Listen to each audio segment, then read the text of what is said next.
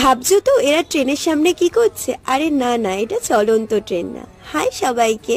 তো আমি সেদিনকে গিয়েছিলাম হাওড়া রেল মিউজিয়ামে। এবার কিভাবে যাবে সেখানে?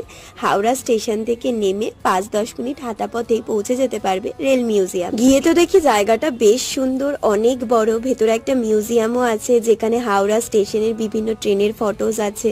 তারপর একটা টয় ট্রেনও আছে, তোমরা চাইলে টয় ট্রেনে উঠতে পারো। আমার তো ভীষণ ভালো লেগেছে। বাচ্চাদের খেলার জন্য অনেক কিছু ছিল।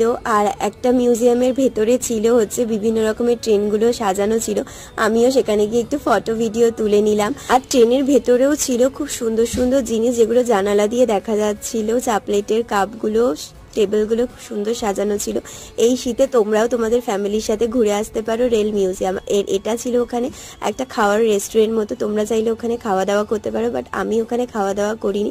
আমি যেখানে খাওয়া দাওয়া করেছি সেটা দেখাচ্ছি তোমাদের নেক্সট পার্টে। দেখা